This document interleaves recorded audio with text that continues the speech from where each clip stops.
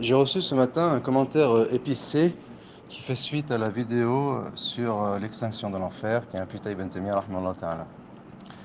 La personne en question, qui n'a pas écouté la vidéo, selon ses propres aveux, eh bien, me reproche d'imputer Ibn Taymiyyah cette opinion et il me demande, pour vérifier si tel est le cas, je disais qu'Ibn Taymiyyah ne voyait pas ou voyait que l'enfer voyait le credo selon lequel l'enfer s'éteindra un jour.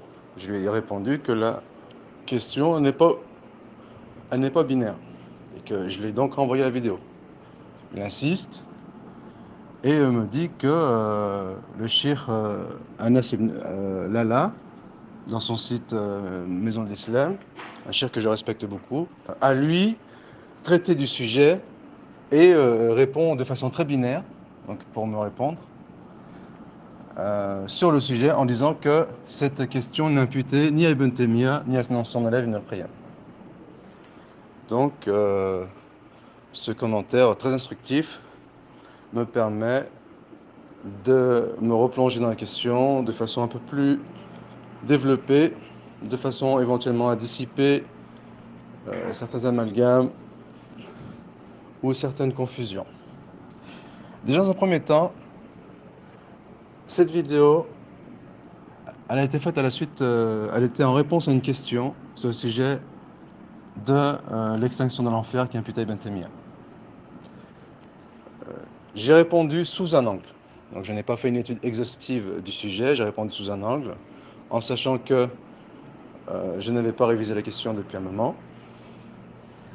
Mais là, puisque l'occasion se présente, il est intéressant de faire un bilan sur cette question à travers ma propre expérience personnelle.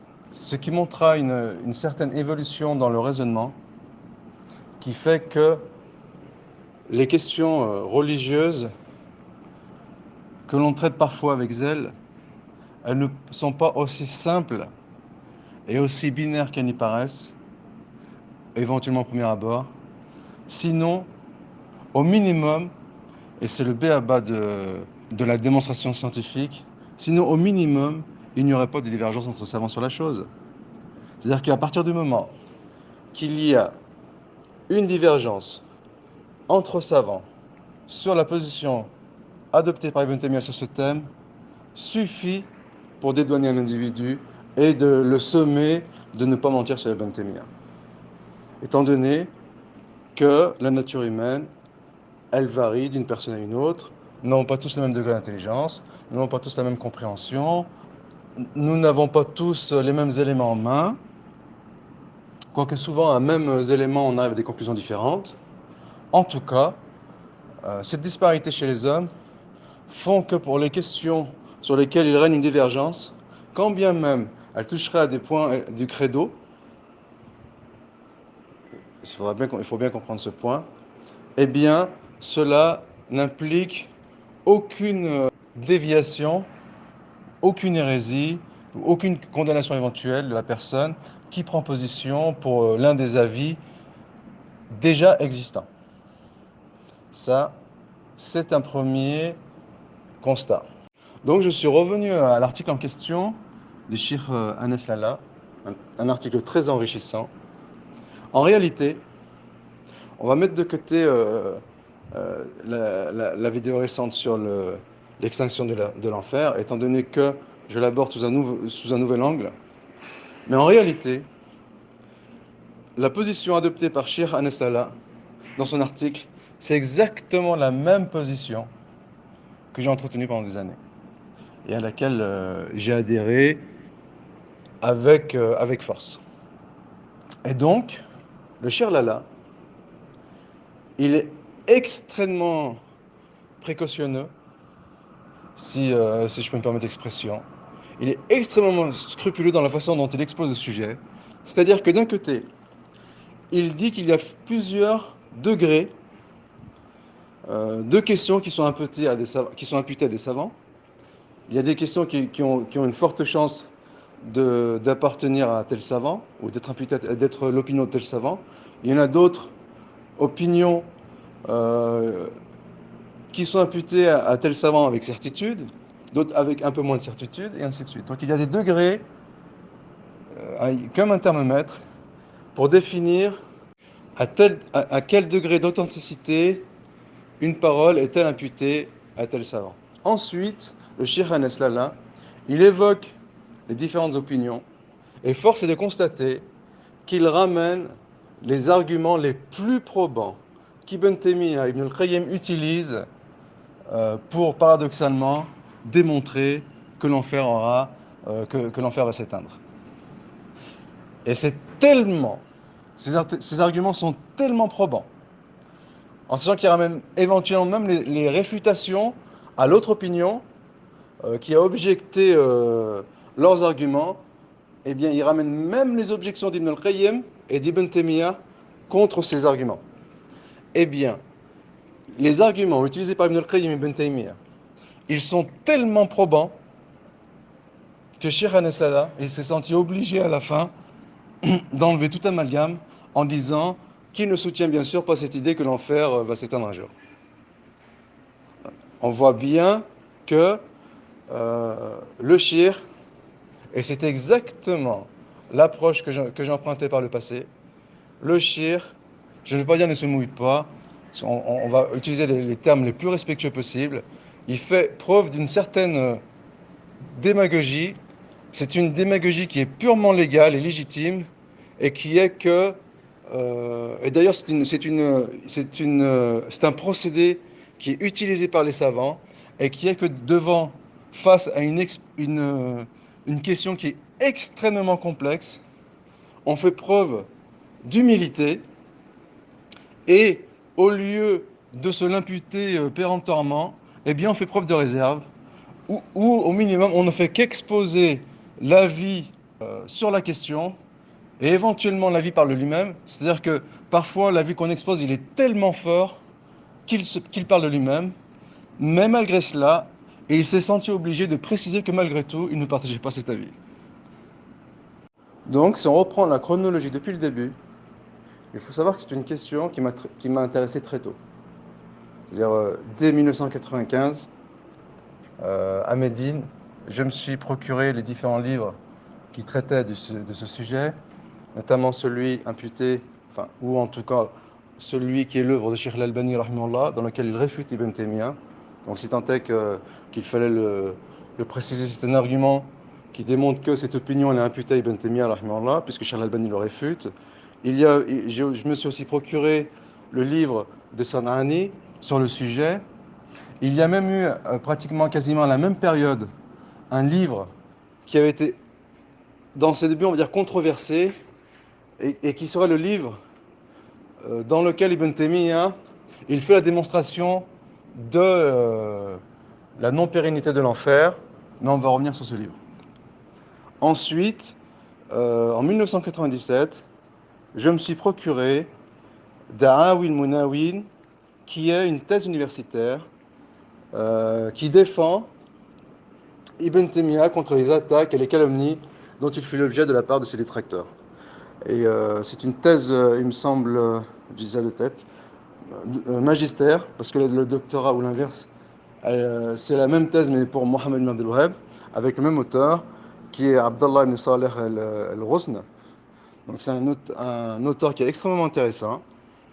Plus récemment, il y a eu un livre qui s'appelle Ibn Taymiyyah, Rad Muftariyat wa Munaqashat Shubuhat, du Cheikh Dr Khalid El-Abd El-Qadir.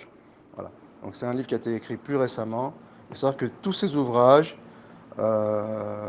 défendent l'idée qu'Ibn Taymiyyah ne voit pas l'extinction de l'enfer, en sachant qu'ils sont beaucoup moins formels pour ce qui est d'Ibn al-Qayyim.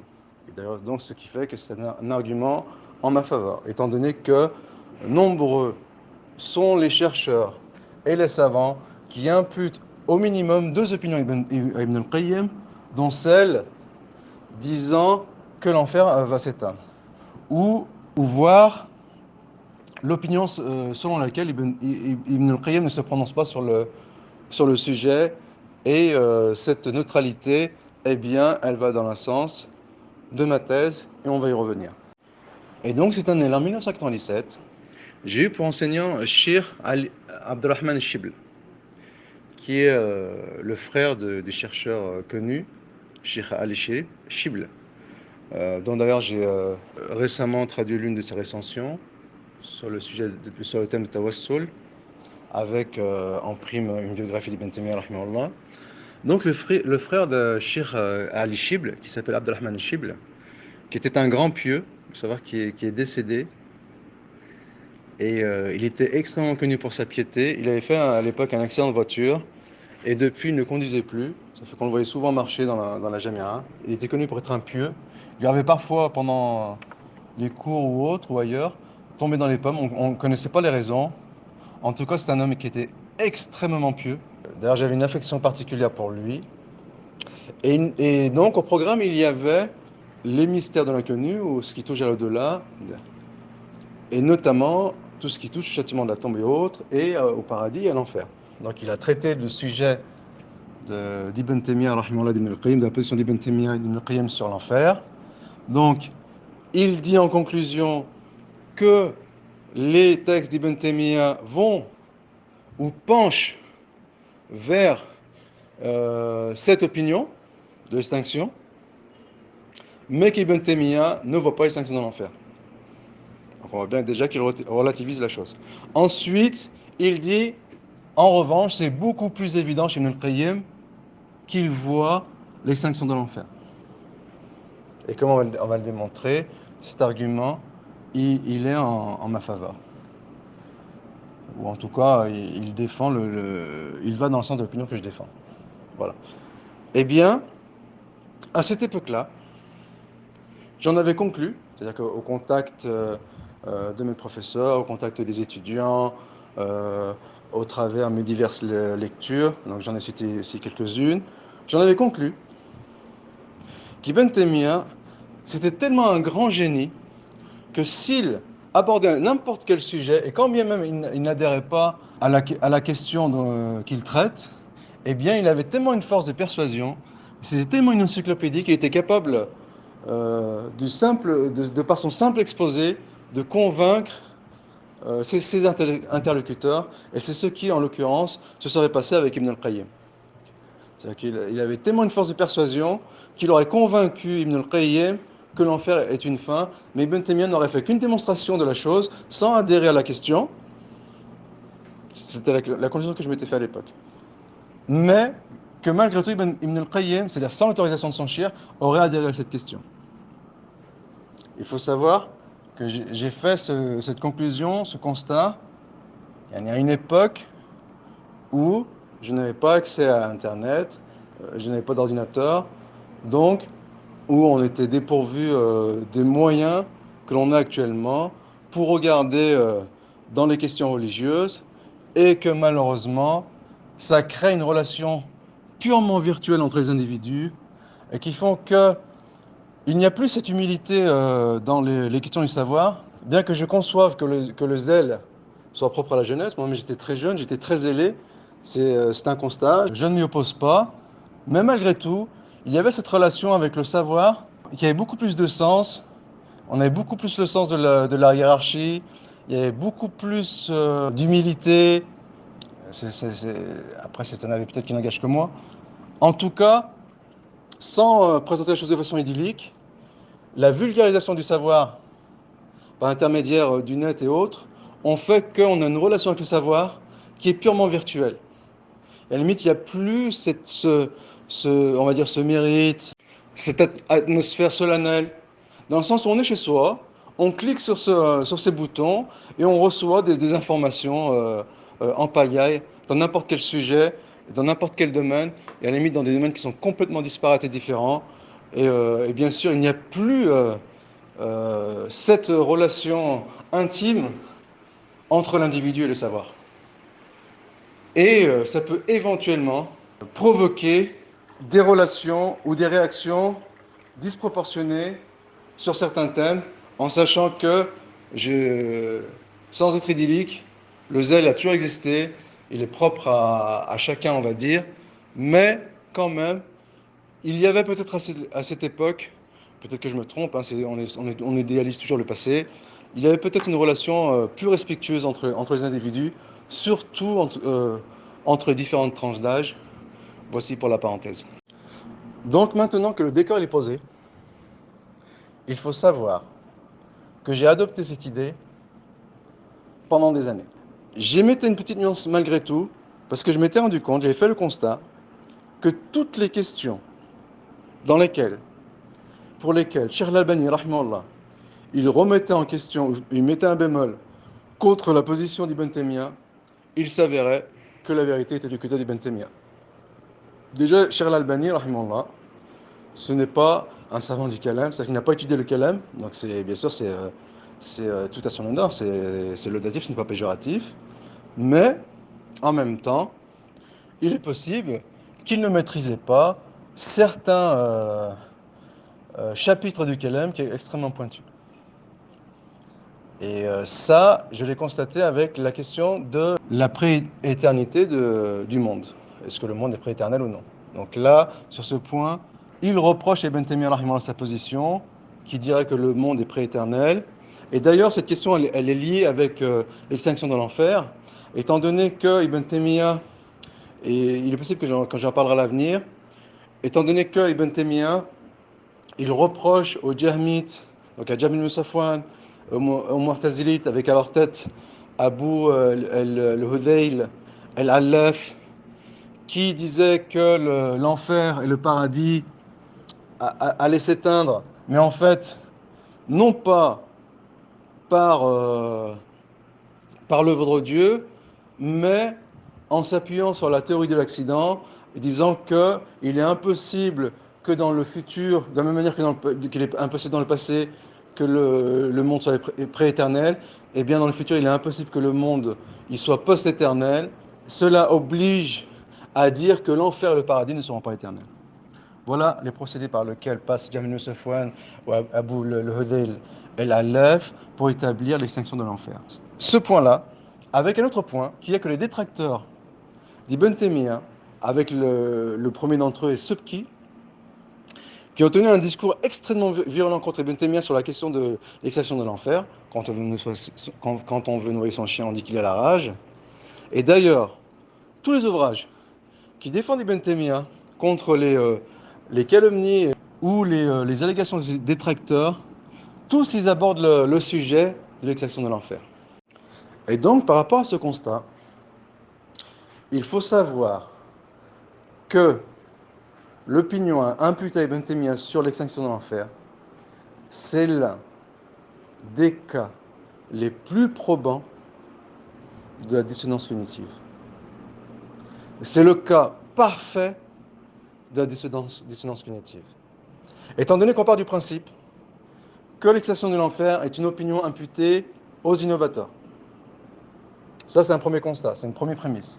Seconde prémisse, les détracteurs acharnés d'Ibn Taymiyyah lui reprochent l'opinion selon laquelle il dirait que l'enfer va s'éteindre. Et par rapport à ces deux prémisses, les savants, ils ont mis tout en œuvre pour défendre Ibn Taymiyyah. Alors comment ils l'ont défendu?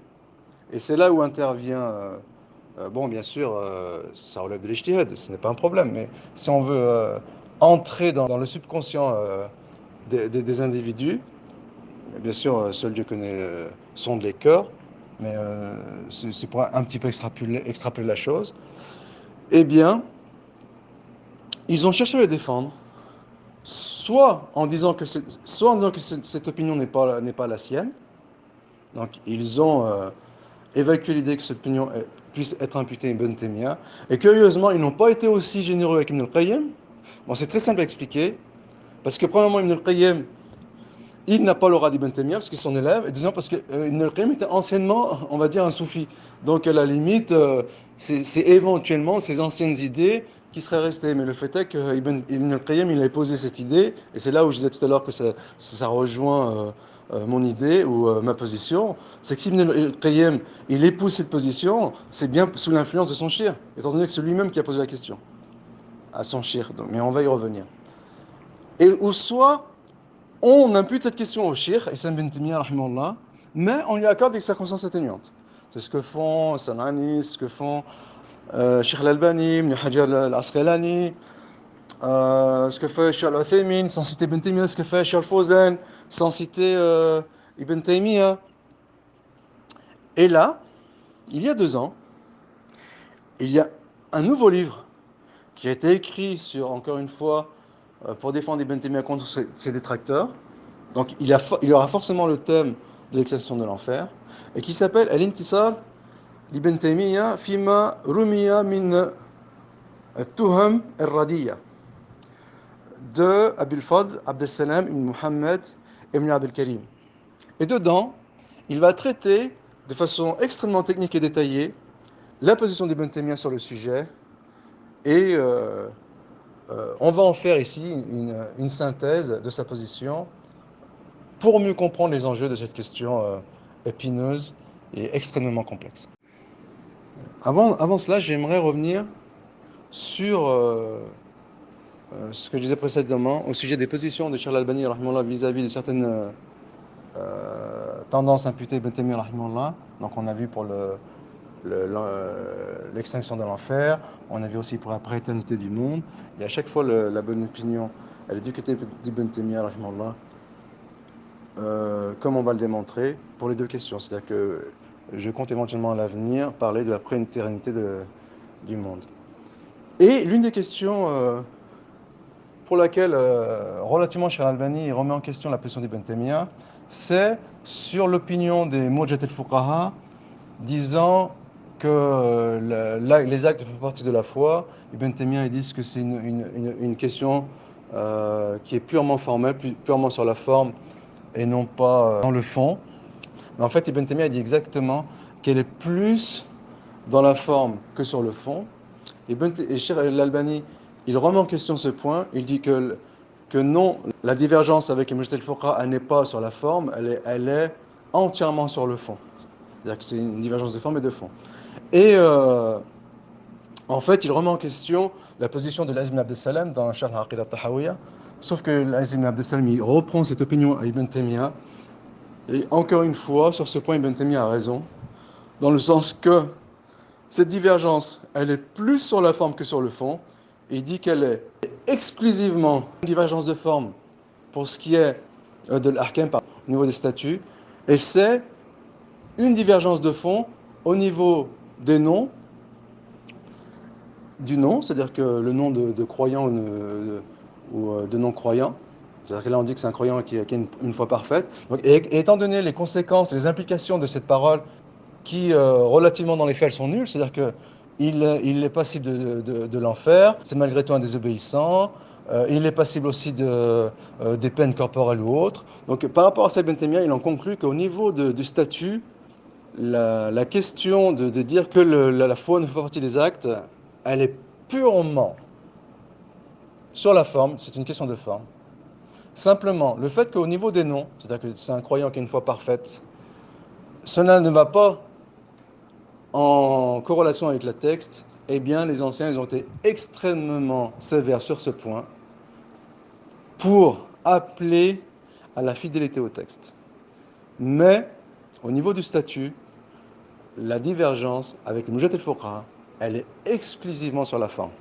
Et donc encore une fois, sur ce point, c'est Ibn Taymiyyah qui avait raison, même si la parole de Cheikh Al-Albani, elle n'est pas entièrement fausse, parce qu'Ibn Taymiyyah dit quoi? Il dit « Aktharuha yani souri », c'est-à-dire que la plupart de la divergence, ou la majorité de la divergence sur cette question, elle est plus sur la forme que sur le fond. Autre point, avant de passer à cette fameuse synthèse de ce fameux chercheur, je vais faire un récapitulatif de ma position sur ce point. Donc pendant longtemps, d'ailleurs ça m'a fait sourire pendant que je lisais l'article de Cheikh Anas Lalla, c'est exactement la position que je partageais pendant de nombreuses années.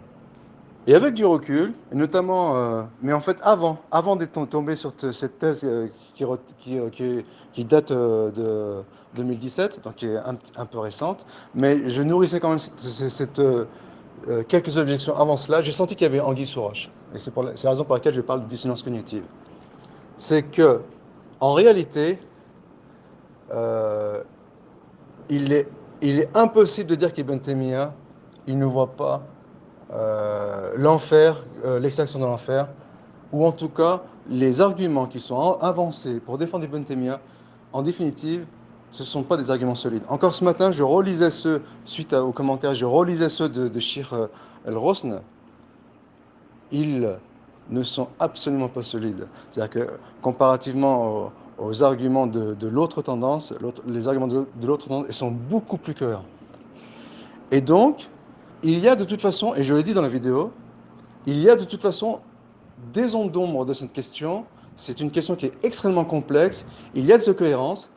Et ce que j'ai fait, j'ai essayé de conjuguer, peut-être à tort, j'ai essayé de conjuguer entre les deux opinions qui sont imputées à Ibn Taymiyyah.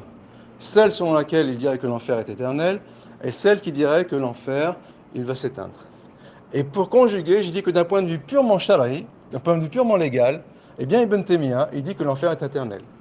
Et ensuite, d'un point de vue kauni, c'est-à-dire qu'à la limite, si cette réflexion, elle est le fruit de mon interprétation personnelle, je le conçois, mais en même temps, elle n'est pas loin de l'opinion, ou en tout cas elle va dans le même sens, de l'opinion qui défend l'idée selon laquelle Ibn Taymiyyah verrait l'extinction de l'enfer. On va y venir, notamment quand il dit « il est masha'Allah », c'est exactement ce que je suis en train d'expliquer, ou en tout cas c'est une notion qui est très proche, disant que d'un point de vue purement kauni, universel, Allah Azza wa Jal, il fait ce qu'il veut. Et d'ailleurs quand on dit qu'Ibn al-Qayyim, il s'est arrêté sur la question, il garde une position neutre sans se prononcer ni pour l'une ni pour l'autre des opinions, eh bien c'est exactement ça. C'est-à-dire que Allah Azza wa Jal, il fait ce qu'il veut. Donc c'est exactement ce que je dis dans la vidéo, c'est exactement la position que je soutiens. Et troisième chose, la seule chose qu'on pourrait me reprocher, éventuellement, ce serait de faire cette distinction entre le iradatullah al-kawniyya et iradatullah al-shar'iyya. C'est-à-dire qu'en réalité, si on regarde bien les arguments de ceux qui défendent l'idée qu'Ibn Taymiyyah, ils voient l'extinction dans l'enfer, ils ne font pas la distinction que j'avance. À la limite, la distinction que j'avance, c'est en faveur d'Ibn Taymiyyah. C'est pour dire qu'il n'y a pas de contradiction dans son discours. C'est une façon de conjuguer entre ses propos. C'est ce qu'on appelle dans Ilm Usul al-Fiqh, c'est un jam'. Mais si on ne fait pas ce jam', il faut savoir qu'il faut dire de façon formelle qu'Ibn Taymiyyah dit que l'enfer n'est pas éternel. Donc c'est pire. Comme on va le démontrer. Mais après, l'idée selon laquelle Ibn Taymiyyah ne fait qu'exposer l'autre avis sans le partager, donc c'est exactement l'opinion que j'avais adoptée pendant des années, en vérité, elle n'est pas sans problème. Mais simplement, encore une fois, par un effet de dissonance cognitive, on ferme les yeux sur les implications de ce propos. On ferme les yeux sur les implications du fait qu'Ibn al-Qayyim, il aura adopté cette idée sans avoir été influencé par son shir. Et d'autres incohérences qui n'intercèdent pas en faveur de ceux qui défendent l'idée qu'Ibn Taymiyyah voit l'extinction de l'enfer. Des problématiques qu'ils n'ont pas réussi à résoudre. Donc, j'ai, de ma propre initiative, voulu pallier à ces incohérences en disant qu'il s'agit finalement de deux volontés, une volonté textuelle et une volonté universelle. Mais en réalité, si on fait fi de cette espèce de conjugaison, je ne trouve pas le mot, entre les opinions, on essaie de conjuguer entre les deux opinions d'Ibn Taymiyyah qui à première vue semblent opposées, eh bien, au vu des incohérences qu'il y a dans cette question, ça nous pousserait à dire fatalement qu'Ibn Taymiyyah voit la non-éternité de l'enfer. Donc c'est pire. Donc à la limite, ma position, moi, c'est une position aseptisée. Dans les faits, ce qu'il faudrait dire, c'est pire. Ce qu'il faudrait imputer à Ibn Taymiyyah, c'est pire. Il faudrait dire qu'il voit effectivement que l'enfer n'est pas éternel. Et à la limite, les circonstances atténuantes que je lui accorde, eh bien, elles n'auraient plus lieu d'être. Et là, on va le démontrer. Alors donc, franchissons cette porte devant laquelle s'est arrêté le shir Anas Lalla Hafidallah et qu'il a donc pas osé franchir. Il faut savoir déjà une première chose, c'est que contrairement aux allégations de San'ani, rahimahullah ta'ala, il n'y a pas de consensus de compagnons disant que l'enfer est éternel. Ça, c'est une première remarque. C'est une remarque que Antarin ibn al-Qayyim, rahimahullah, donc qui reprend de son shir. C'est la raison pour laquelle il n'est pas pertinent de dire que cette opinion elle est imputée à Ibn al-Qayyim et qu'elle n'est pas imputée à Ibn Taymiyyah, étant donné qu'Ibn al-Qayyim il ne fait que reprendre les idées de son shir. Il dit Ibn Taymiyyah, rahimahullah, donc dans sa fameuse Risala, dans son fameux épître dans lequel il parle de l'extinction de l'enfer, même s'il ne se prononce pas ouvertement. D'ailleurs, on me demande de répondre de façon binaire, est-ce qu'il se prononce ou non ouvertement sur l'extinction de l'enfer. En réponse, je dis qu'il n'est pas obligé de se prononcer ouvertement et explicitement qu'il voit l'extinction de l'enfer pour lui attribuer cette idée. Il est possible de l'attribuer sans même qu'il ait besoin d'exprimer explicitement. Il y a plusieurs moyens d'imputer une opinion à un shir quelconque, et de maints exemples existent à travers l'histoire.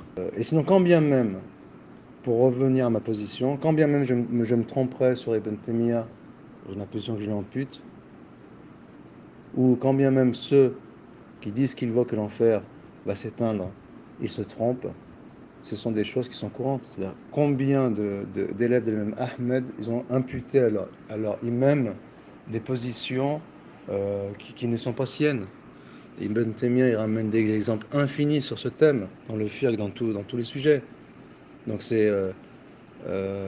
on ne reproche pas une personne qui est mue par de bonnes intentions, toujours est-il qu'il faut le démontrer, on ne lui reproche pas d'adopter une opinion sur laquelle règne une divergence. En tout cas, dans cette fameuse risala, dans laquelle Ibn Taymiyyah ne dit pas explicitement, ce que personne n'a jamais dit d'ailleurs, donc je n'ai jamais soutenu l'idée qu'Ibn Taymiyyah dit explicitement que l'enfer va s'éteindre, mais en tout cas dans cette risala, qu'est-ce qu'il dit Ibn Taymiyyah rahimahullah? Il dit بل إلى الساعة لم أعلم أحدا من الصحابة قال أنها لا تفنى وإنما المنقول عنهم ضد ذلك ولكن التابعون نقل عنهم هذا وهذا. Il dit aussi فإن هذه المسائل لا يقطع فيها بإجماع. Il dit qu'il n'y a pas d'ijma', de consensus explicite sur la chose. Et il dit qu'il ne connaît aucun compagnon à qui il a imputé de dire que l'enfer est éternel ou ne s'éteint pas. Donc c'est Ibn Taymiyyah qui dit cela. Ensuite, par rapport à ce constat, donc que fait Ibn Taymiyyah très tôt dans son livre, enfin très tôt, page 71-72, je vais mettre ici en avant une parole du Cheikh Ibn Taymiyyah dans Majmou' al-Fatawa, dans le 18e volume, page 307. C'est une fatwa sur laquelle on lui pose la question, et c'est l'un des arguments les plus probants qu'utilise l'autre opinion. On pourrait faire simple, on va les appeler les anti-extinctions. C'est l'un des arguments les plus probants pour dire que pour Ibn Taymiyyah l'enfer est éternel. Et là, on va voir qu'il y a des incohérences dans cette opinion et que ça ne résout pas la problématique, si ce n'est que de faire, je ne vais pas dire l'autruche, il faut utiliser des expressions respectueuses quand on parle de nos savants, ou en tout cas quand on parle dans un domaine purement scientifique. En tout cas, là c'est un terme psychologique qui parle de dissonance cognitive, qui consiste à faire abstraction de la problématique que pose une opinion et de l'occulter purement et simplement. Donc ici, Su'ila ibn Taymiyyah rahimahullah عن حديث أنس بن مالك عن النبي صلى الله عليه وسلم أنه قال 7 لا تموت ولا تفنى ولا تذوق فناء النار وسكانها واللوح والقلم والكرسي والعرش فهل هذا الحديث صحيح أم لا. Donc il pose une question sur un hadith qui parle de l'extinction de l'enfer, est-ce qu'il est authentique ou non. Ibn Taymiyyah répond رحمه الله تعالى هذا الخبر بهذا اللفظ ليس من كلام النبي صلى الله عليه وسلم. Donc il dit que cette parole n'est pas imputée au prophète. وإنما هو من كلام بعض العلماء. Donc c'est certains savants qui l'ont utilisé. وقد اتفق سلف الأمة وأئمتها وسائر أهل السنة والجماعة على أن من المخلوقات ما لا يعدم ولا يفنى بالكلية كالجنة والنار. Il dit donc, il y a un consensus selon lequel il y a certaines créations qui ne sont pas vouées à l'extinction, comme le paradis et l'enfer. Donc ici, il les cite de façon réunie. Donc ça a son importance. Wal arsh wa ghayr dhalik. Donc il a cité aussi le trône. Taïb. On va dire qu'ici, cette portion de la fatwa va dans leur sens. Il dit walam yaqul bi fina jami' al makhluqat. Donc personne ne dit que toutes les créations sont vouées à l'extinction. Il est ta'ifatun min ahl al-kalam al-mubtadi'in. Donc, sauf certains hérétiques théologiens ou savants de la théologie spéculative, كالجهم بن صفوان ومن وثق من المعتزلة ونحوهم, donc comme Jam ibn Safwan, certains معتزليtes, comme on a dit tout à l'heure, Abu al-Hudayl al-Allaf. وهذا قول باطل يخالف كتاب الله, donc ça va à l'encontre du texte scripturaire, وسنة رسوله وإجماع سلف الأمة وأئمتها كما في ذلك من الدلالة على بقاء الجنة وآلها. Donc ici il donne l'exemple du paradis. وبقاء غير ذلك مما لا يتساهل الورقة بذكره. Il dit, et autre création, autre que le paradis. Il dit, mais ici, on ne va pas l'évoquer ici. وقد استدل طوائف من أهل الكلام والمتفلسفة المتفلسفة على ابتناع فينا جميع المخلوقات بيدة عقلية. Ils disent, tandis qu'il y a quand même des théologiens de la théologie spéculative et des philosophes musulmans qui établissent la pérennité de certaines créations d'un point de vue purement rationnel. Et donc, on voit que les textes aussi, ils valident cette opinion. Voilà. Eh bien, cette fatwa, elle va en contradiction avec les deux textes que nous venons de lire, dans lesquels Ibn Taymiyyah dit qu'il n'y a pas de consensus formel sur la question de l'extinction de l'enfer. Ensuite, sans qu'Ibn Taymiyyah se prononce de façon formelle en faveur des pro-extinctions, il ramène malgré tout les arguments des pro-extinctions, tout comme son élève Ibn al-Qayyim dans Hadil al-Alwah. Donc bien sûr, on se répète, mais Ibn al-Qayyim ne fait que reprendre les arguments de son shir. Et parmi ces arguments, il y a le verset قال النار مثواكم خالدين فيها إلا ما شاء الله. Donc ici, il y a la restriction, sauf ce qu'Allah veut, si ce n'est pas la volonté de Dieu.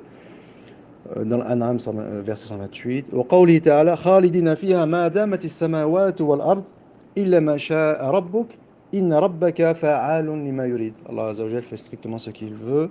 Ici, il y a la même restriction. وقوله تعالى لابثين فيها أحقابا. Ahqaba, c'est une longue période. Donc, ce sont les arguments qu'utilisent les pro-extinction. Donc, en l'occurrence, c'est une argumentation qui a été reprise par Ibn al-Qayyim. Ibn al-Qayyim, qu'est-ce qu'il fait? Il imagine un dialogue entre les pros et les anti-extinctions, alors qu'on lui impute l'idée que lui-même il est en faveur des pro-extinctions. Mais son shir, il fait pire. Il dit pas les pro-extinctions on dit. Il dit pas ça, Ibn Taymiyyah. Il impute l'opinion à lui-même.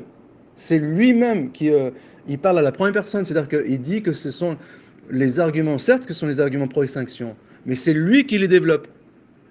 Et à la limite, entre guillemets, Ibn al-Qayyim il se met de l'extérieur, il dit les pro-extinctions disent. Ibn Taymiyyah ne dit pas ça, il ramène directement les arguments des pro-extinctions. Et donc, parmi les arguments qu'il ramène, c'est vrai qu'il y a des narrations de compagnons, aussi de leurs successeurs directs, qui sont certes pour certaines controversées, mais le fait est qu'Ibn Taymiyyah, il les utilise. Quand on dit par exemple, oui, le tel texte qu'Ibn Taymiyyah l'utilise, il est faible. Oui, certes, c'est-à-dire qu'au mieux, il se trompe. Mais il n'en demeure pas moins son idée. C'est-à-dire que c'est son argument. Là, on dit que son argument, il n'est pas valable. Mais en définitive, c'est un argument que lui, il utilise pour prouver que l'enfer n'est extinction. Si on veut appuyer l'idée qu'Ibn Taymiyyah il ne partage pas cette opinion, il faut dire, eh bien, il faut que Ibn Taymiyyah il fasse la démonstration que ces textes ils sont faibles, et il faut qu'il fasse une démonstration en rapportant le contre-argument de ces textes. En l'occurrence, il ne l'a pas fait. Il a fait même pire, il a ramené le contre-argument de l'autre opinion. C'est-à-dire qu'il a ramené des objections qui allaient là contre l'opinion de l'extinction de l'enfer, et il y a répondu. Et en l'occurrence, il ramène plusieurs narrations concernant ou allant dans le sens de l'extinction de l'enfer. Et donc, quand Ibn al-Qayyim il pose la question à Ibn Taymiyyah, c'est-à-dire que en fait, Ibn Taymiyyah, il n'a jamais abordé ce thème. C'est-à-dire que dans ce livre, il ramène la parole imputée du credo traditionnaliste, que l'enfer et le paradis ne s'éteignent pas, en réfutation djihadite. Donc, il n'aborde pas le thème. Mais Ibn al-Qayyim le relance à plusieurs reprises. Il le relance à plusieurs reprises. Et à la fin, Ibn Taymiyyah, il se plie à sa volonté et il écrit un ouvrage sur le sujet. Et il s'avère que c'est... Bon, bien sûr, au niveau de la chronologie, on va nous dire le contraire.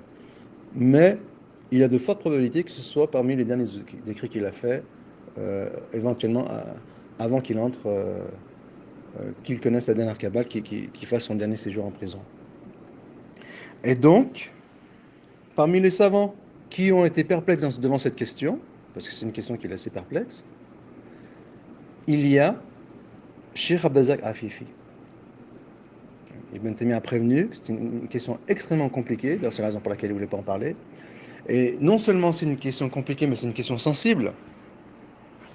Et c'est la raison aussi pour laquelle il ne voulait pas en parler. Et à partir du moment où il décide d'en parler, donc qu'est-ce qu'il va faire? Il va ne faire qu'exposer les arguments en mettant l'opinion la plus forte.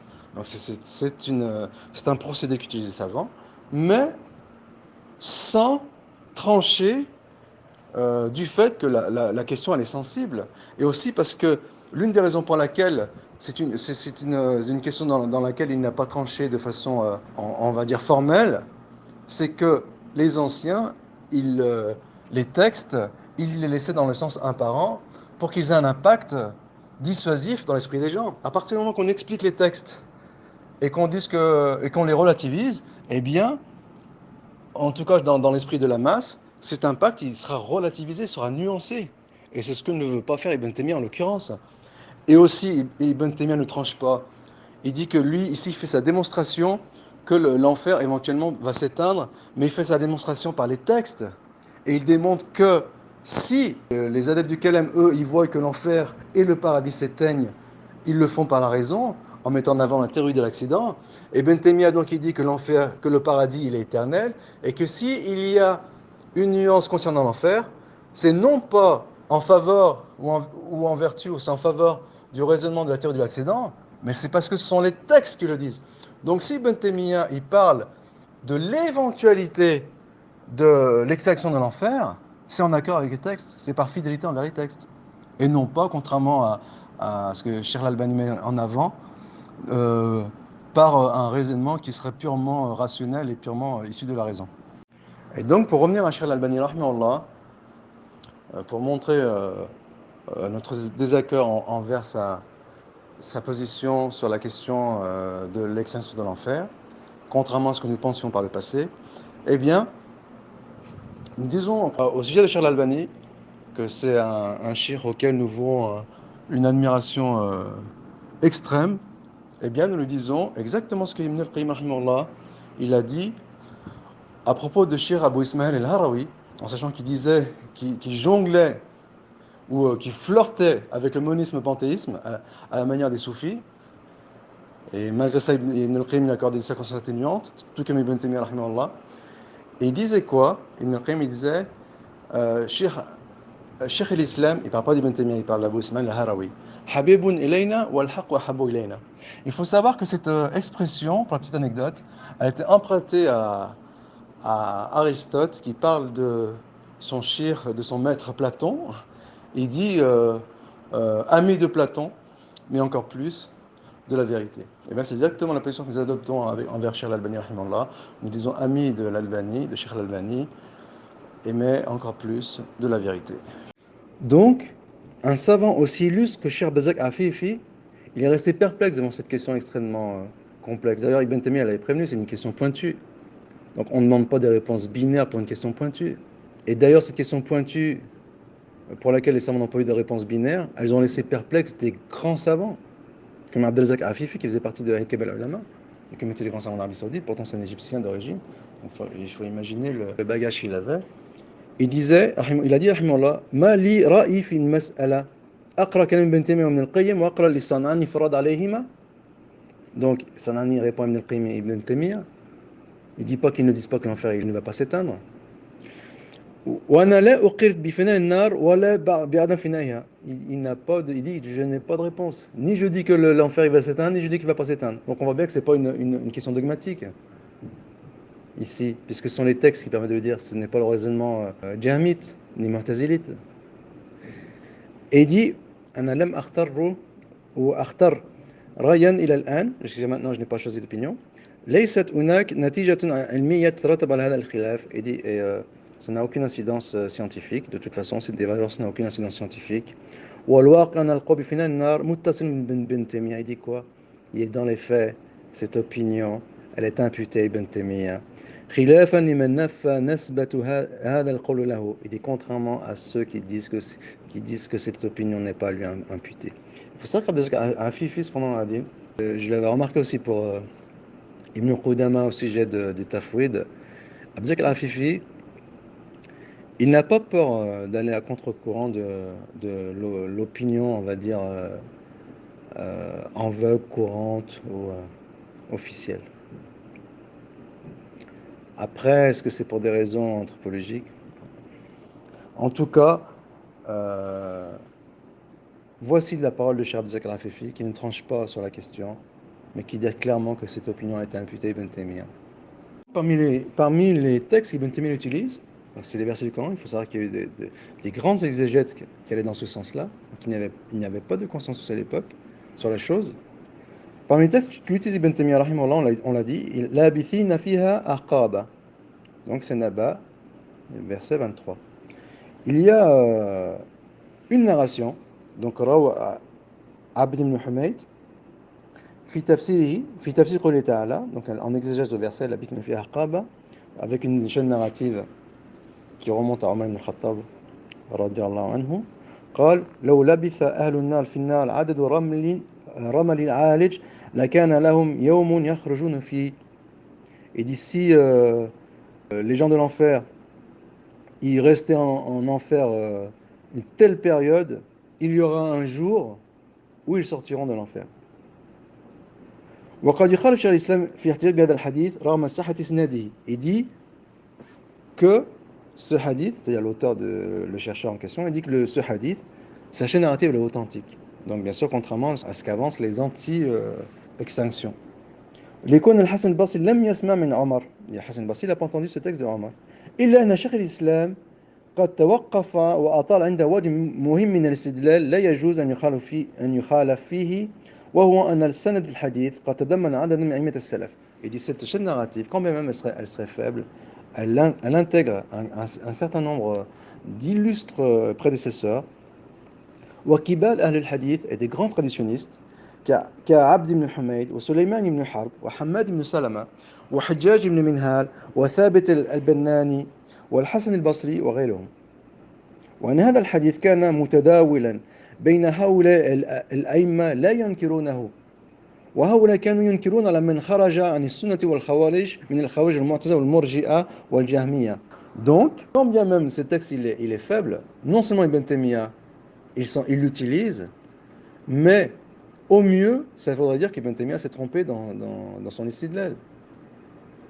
Mais ça n'en remet pas en question que c'est Ibn Taymiyyah qui ramène cet argument. Donc, parmi les arguments qu'avance notre chercheur, il dit que les premiers qui ont vraiment, et c'est ce qu'on est dans la vidéo, c'est le premier qui a épuisé ce sujet, donc il décourage tous les gens qui viennent après lui, c'est Ibn Taymiyyah. Le premier qui a épuisé ce sujet, c'est Ibn Taymiyyah. Et bien sûr, son élève Ibn al-Qayyim, il a repris la chose après lui. En tout cas, parmi les autres arguments que Sanani utilise contre Ibn Taymiyyah, c'est dire que la question de l'extinction de l'enfer, elle n'était pas connue à l'époque des anciens. Donc ça rejoint un petit peu ce qu'on disait qu'Ibn Taymiyyah, c'est le premier qui a vraiment épuisé le sujet. Walad al-Baynahum, il dit que les anciens, ni ils n'ont parlé en faveur de l'extinction de l'enfer, ni ils n'ont parlé en sa défaveur. Donc c'est un sujet auquel les anciens n'ont pas traité. Donc Ibn Taymiyyah, on va dire que c'est lui qui a fait ressurgir sur la table cette question qui était enfouie pendant des siècles, ou tout simplement qui n'était pas évoquée par les anciens. Mais même cette parole de Sanani, Ibn Taymiyyah a la nuance. Bien sûr, c'est anachronique, mais Avant son ami, Ibn Taymiyyah relativise ce propos, comme on a vu tout à l'heure. Il dit Bel ila sa'ati lam a'lam ahada min as-sahaba qala annaha la tufna.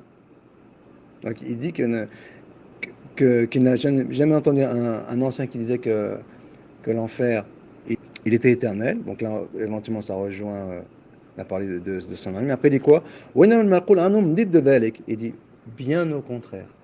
Donc là, il va en opposition à Sanani. Après, on va dire que Sanani, il dit que pour lui, ces textes, ils sont faibles. Mais là, on voit que pour Ibn Taymiyyah, non. Il dit, et à partir des tabi'in, des successeurs directs des compagnons, il y a eu les deux opinions, donc anti et pro-extinction. Voilà. Donc, Ibn Taymiyyah dit clairement qu'il n'y a pas de consensus, que à l'inverse, ou au contraire, il y a à l'époque des compagnons qui étaient pro-extinction, et qu'ensuite la génération suivante, les avis étaient partagés entre pro et anti-extinction.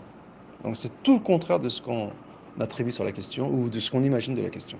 Parmi les arguments les plus forts qui sont utilisés par les pro-extinction, et d'ailleurs c'est un argument qu'a ramené le cheikh Hafidahullah Anas Lala, donc c'est paradoxal de dire qu'il faut revenir à son propos alors qu'il le défend avec force, mais peut-être que le lecteur ne voit pas. Hein. De toute façon, ça, il faut savoir que c'est un procédé qui est utilisé par les savants, c'est-à-dire que d'exposer la force d'un argument sans forcément trancher en sa faveur, c'est-à-dire laisser le contexte parler par lui-même. Et c'est exactement ce qu'a fait Cheikh Anas Lala, et en l'occurrence, l'un des arguments les plus forts en faveur de l'extinction de l'enfer, c'est tous les versets qui disent il est masha Allah fi surat al-an'am qu'on a vu tout à l'heure, il est masha Allah fi surat Hud comme on l'a vu également, la bithina fiha ahqaba wa qad rawa ibn Jarir at-Tabari bi isnad sahih, avec une chaîne narrative authentique, an rajulin an ashab min ashab an-nabi sallallahu alayhi wa sallam fi qawli subhanahu. Ici il va ramener une règle, donc c'est une règle qui est extraordinaire, c'est une règle dans les principes de l'exégèse, dans usul l'exégèse, usul tafsir. Illa ma sha'a rabbuk, inna rabbaka fa'alun lima yurid. Sauf ce qu'Allah, ton Seigneur, aura décidé, et Allah Azza wa Jalla, il fait ce qu'il veut. C'est exactement la conclusion qu'on a avancée dans la première vidéo. Donc ce verset est dans Surat Hud, ce verset 107. Et il dit quoi donc cette narration, elle dit quoi هذه الآية تأتي على القرآن كله. Ce verset, il est valable pour tous les versets du Coran dans lesquels il n'est pas fait mention il est masha'Allah. C'est-à-dire que tous les versets du Coran dans lesquels il n'y a pas fait mention il est masha'Allah, il faut les comprendre à la lumière de ce verset qui dit il est masha'Allah. فيقول حيث كان في القرآن خالدين فيها تأتي عليه. C'est-à-dire qu'à chaque fois que le Coran, et ça c'est un argument qui est extraordinaire lui-même, Ibn Taymiyyah le ramène comme un argument en faveur des pro-extinction. C'est un argument, il est imparable. La seule façon de le contrer, c'est de dire que la chaîne narrative, elle est faible. Mais le fait est que Ibn Taymiyyah l'utilise. Donc il est paradoxal de dire que la chaîne narrative, elle est faible et que ce n'est pas l'opinion d'Ibn Taymiyyah. C'est exactement ce que font les anti-Udh bil Jahl. Ils disent Ibn Taymiyyah, c'est un anti-Udh. Ok. Ensuite, ils disent telle opinion, tel argument utilisé par Ibn Taymiyyah, il est faible. Mais c'est Ibn Taymiyyah qui l'utilise. Donc vous dites que Ibn Taymiyyah c'est anti-Udhr, et en même temps vous dites que l'argument qu'il utilise il est faible. Et bien ici c'est exactement le même procédé qui relève purement de la dissonance cognitive. Il dit, le hadith qu'utilise Ibn Taymiyyah pour démontrer l'extinction de l'enfer, il est faible. Mais le fait est qu'Ibn Taymiyyah ne voit pas l'extinction de l'enfer. Ça c'est la dissonance cognitive, c'est une coquille. Après on va dire oui mais il ne fait que évoquer l'autre opinion, mais le fait est que l'autre opinion il l'évoque. Mais si c'était une opinion fausse ou qui irait à l'encontre d'un dogme orthodoxe ou qui irait à l'encontre de la grande majorité des savants, eh bien il sera empressé de le souligner. Ibn Taymiyyah il leur dit mais cette opinion elle est complètement fausse, puisque les jamites ils pourraient l'utiliser contre l'orthodoxie, mais le fait Ibn Taymiyyah il ne dit jamais ça. Au contraire, il ramène les objections soulevées par l'autre opinion, comme on l'a vu précédemment. Et bien Ibn Taymiyyah il y répond. Donc c'est encore plus éloquent. Et là, en l'occurrence, Khalidina fiha, donc il dit quoi? Que les gens de l'enfer vont rester éternellement en enfer. Il dit, à chaque verset rencontré où il y a Khalidina fiha, il dit, il faut la restreindre avec l'autre verset qui dit, il est masha'Allah. Donc il n'y a pas plus éloquent là où nous sommes au summum de l'éloquence. Donc on voit bien que ce n'est pas une question de nombre. On ne peut pas objecter les versets qui parlent de l'éternité, de l'enfer éternel, ou oui, l'éternité, enfin, ils sont plus nombreux que les versets qui restent, on va dire, vagues sans parler d'éternité. On ne peut pas mettre ces arguments en avant, puisque ce n'est pas une question de nombre. À partir du moment qu'un texte, il restreint d'autres textes, il suffit d'un seul texte pour le faire. Donc ce n'est pas une question de nombre. Il suffit qu'un seul texte qui dit « Illa masha'Allah » pour restreindre tous les textes où il y a khalidina fiha. Donc ce n'est pas une question de nombre. La question n'est pas quantitative. C'est purement mettre en avant une règle de usul al-fiqh, en l'occurrence de usul al-tafsir. Et parmi les arguments utilisés pour les pro-extinction, donc ils répondent à l'argumentation des anti-distinctions, dans Khalidina fiha abada, il dit en fait, il demeure éternellement en enfer le temps que l'enfer existe. C'est-à-dire qu'une fois que l'enfer sera éteint, ils n'auront plus d'existence. Donc on dit, ils vivront éternellement en enfer, en parlant des damnés de l'enfer. C'est le temps de l'existence de l'enfer. C'est comme ça qu'on peut répondre à ce verset. Et par rapport à cela, donc, la façon dont j'ai conjugué les textes entre la volonté textuelle et la volonté universelle d'Allah Azzawajal, eh bien, cette façon de conjuguer ici, mise en avant par Ibn al-Qayyim et Ibn Taymiyyah, elle remet en question ma façon de conjuguer. Certes, mais elle prouve encore plus que ces deux savants, ces deux grandes sommités, voient l'extinction de l'enfer. Donc, à la limite, celui qui veut me réfuter, ça n'intercédera nullement en sa faveur, étant donné que il suffit de me réfuter pour prouver qu'Ibn Taymiyyah, il voit l'extinction de l'enfer. Et ici, Ibn al-Qayyim et Ibn Taymiyyah, il ramène un argument extraordinaire. Mais comme c'est un argument aqli rationnel, donc c'est ce que dit Cheikh Al-Albani, dit qu'il ramène des arguments rationnels, donc il a comparé ça avec les Mu'tazilites. Mais en fait c'est une erreur, parce que il faut savoir que la preuve légale, j'en ai fait un article, comme l'explique Ibn Taymiyyah, elle est composée de deux formes de preuve. La preuve textuelle et la preuve rationnelle. Le qiyas, c'est une preuve rationnelle. Mais elle est liée à la preuve textuelle. À partir du moment qu'elle ne va pas en compte de la preuve textuelle et qu'elle est démontrée par preuve textuelle ou qu'elle est l'implication de la preuve textuelle et qu'elle est l'analogie ou qu'on l'obtient par analogie avec la preuve textuelle, ça ne pose aucun problème. En l'occurrence, c'est exactement la même chose ici. C'est un argument rationnel, mais qui est issu de la preuve textuelle. Ce n'est pas un argument rationnel pour démontrer la théorie de l'accident, contrairement aux djihamites. Donc, il est complètement incohérent ou impertinent de comparer la position des djihamites avec celle d'Ibn Taymiyyah. Ça n'a absolument rien à voir. Ce n'est pas du tout la même approche. Ce sont deux approches diamétralement opposées. Et donc, en l'occurrence, il ramène ici un élément extraordinaire. Et c'est là où on voit que Ibn Taymiyyah, quand il épuise un sujet, il n'y a plus personne derrière lui pour faire la même chose. Quand bien même, c'est un sujet qui n'aura pas été traité par les compagnons. Et il dit quoi, Ibn Taymiyyah, rahimahullah? Il dit que la miséricorde d'Allah Azzawajal, ça touche à un attribut essentiel du Seigneur Azzawajal. Et il dit que la colère, c'est un attribut d'action. Et il dit donc, étant donné que le paradis, c'est l'expression de la miséricorde d'Allah qui touche à un attribut essentiel, eh bien, il convenait que le paradis soit éternel. Étant donné que la colère, ça touche à un attribut d'action et que l'enfer est la manifestation de la colère d'Allah Azzawajal, eh bien, il convenait que sa colère, elle ne dure pas aussi longtemps que sa miséricorde. Ne serait-ce que conformément au hadith du prophète sallallahu alayhi wa sallam, Inna rahmati ghalabat ghadabi. Ma miséricorde domine la colère. Et matériellement, pour exprimer la chose, c'est que le paradis, il devait durer plus longtemps que l'enfer. Et ça, c'est un argument extraordinaire.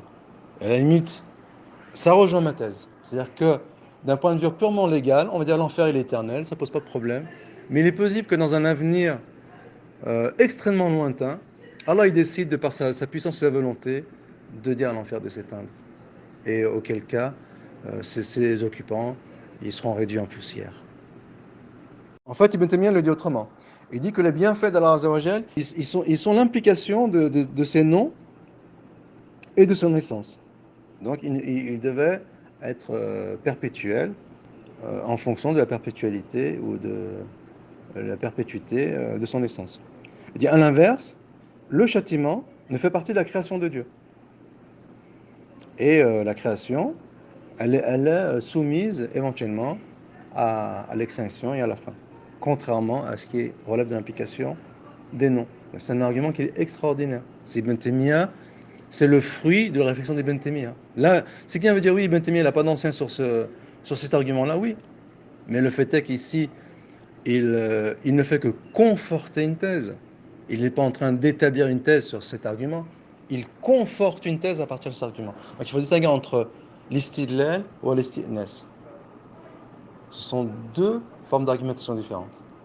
Et l'istidnas renforce l'istidlal.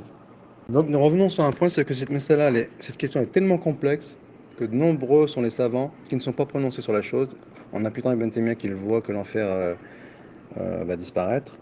Et parmi ces savants, donc, qui sont restés sur la spectative, ou en tout cas qui ne sont pas prononcés sur la chose, il y a As-Safarini, il y a Sadiq Hassan Khan, et Al-Alousi, tous disent qu'Ibn Taymiyyah penche vers l'extinction de l'enfer, mais ils ne sont pas formels sur la chose. Donc c'est qui montre que la chose n'est pas binaire et qu'elle n'est pas aussi simple qu'on nous la présente. Il est à noter deux éléments qui sont très probants. Le premier, c'est qu'on y a fait allusion. Ibn Taymiyyah dit il dit que les pro-éternité ou les anti-extinctions, ils établissent leur opinion selon quatre façons ou de quatre manières. Ibn Taymiyyah ensuite, il réfute chacune d'entre elles. Et l'autre élément extrêmement probant, c'est que Ibn Taymiyyah dit qu'il y a des narrations de compagnons pro-extinction. Ensuite, les anti-extinctions diront que ces narrations sont faibles. Mais il dit en même temps qu'Ibn Taymiyyah ne voit pas l'extinction de l'enfer. Donc ce qui est paradoxal, on l'a vu. Mais l'élément intéressant, c'est que les anti-extinctions, aucun parmi les anti-extinctions n'ont ramené des narrations de compagnons qui vantent l'opinion des anti-extinctions ou des pro-éternité.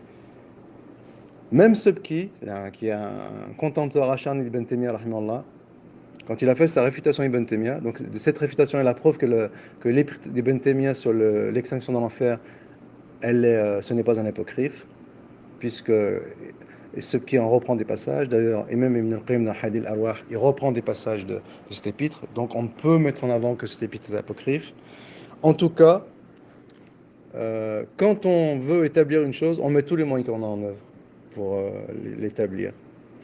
Tous les moyens qui sont en sa faveur. En l'occurrence ici, Subki, rahimahullah, eh bien, il n'a pas réussi à ramener aucun texte des compagnons qui serait anti-extinction. Donc ça, c'est un argument extrêmement probant. Il est important aussi de distinguer entre l'opinion d'Ibn Taymiyyah qu'il a formée dans ses autres livres, et même dans la Risala où il parle de l'extinction de l'enfer, selon laquelle les Jahmites, ils démentent la perpétuité de l'enfer et du paradis en s'appuyant sur des arguments rationnels, on l'a expliqué. Et il dit notamment Ibn Taymiyyah rahimahullah dit Amma al-qawl bi fana'ihima fama ra'ayna ahadan hakahu min ahadin min as-salaf. Donc il dit ça dans la Risala. En question, il parle de l'extinction de l'enfer. من الصحابة والتابعين لهم بإحسان وإنما حكوه عن الجهم بن صفوان وأتباعه الجهمية وهذا مما أنكره عليه أئمة الإسلام بل ذلك مما أكفروهم به.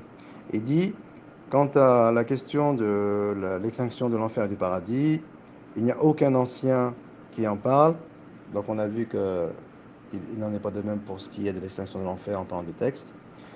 من الصحابة والتابعين لهم بإحسان وإنما حكوا عن الجهم. Donc cette opinion l'a imputée à Jahm ibn Safwan et Jahm et ses émules jahmites.